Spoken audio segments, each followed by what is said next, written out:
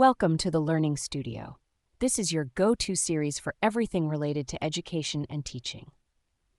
In today's lecture, we're going to explore one of the most important foundational topics in the education world, the philosophy of education. If you're a student, a future teacher, or just someone curious about how great learning happens, this video is for you.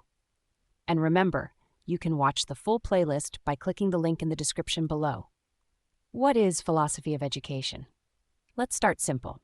The philosophy of education means thinking deeply about why we teach, what we teach, and how we teach. It asks big questions like, what is the purpose of education? Should we teach students to memorize facts or to think for themselves? How should a teacher treat students, with strict rules or friendly guidance? So philosophy helps teachers, parents, and schools decide what's right, what's important, and what kind of world we want to create through learning. Why is it important? Why does this matter? Because every decision a teacher makes, what books to use, how to grade, how to discipline, or even how to talk to students, comes from a set of beliefs. That's philosophy in action. It also helps schools set values and ethics, like fairness, respect, honesty, and inclusion. When teachers understand the philosophy of education, they become better at shaping not just smart students, but good human beings. Major schools of thought. Now let's meet 4 of the most famous educational philosophies. Don't worry, we'll keep it simple and fun. Idealism. Belief, ideas, and morals are the most important. Real-life example. A teacher who encourages deep thinking about honesty, kindness, and life lessons through classic books like The Little Prince or Charlotte's Web. Famous figure, Plato.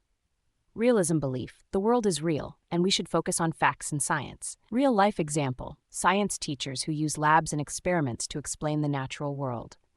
Famous figure, Aristotle.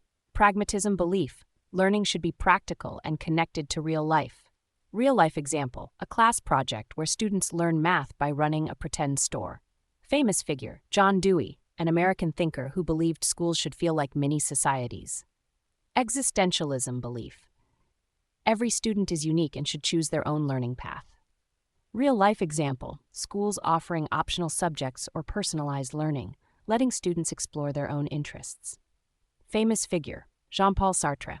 These philosophies aren't just ideas, they shape curriculum design, teaching styles, school policies, and classroom culture all over the world. Why should you learn this?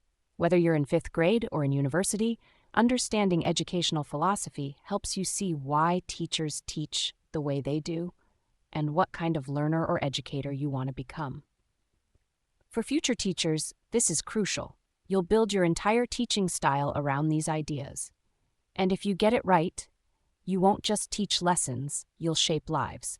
So that's the heart of the philosophy of education, the thinking behind all teaching. And don't miss our next episode on the history of education. Hit subscribe, check out the full playlist below, and keep learning with us here at the Learning Studio.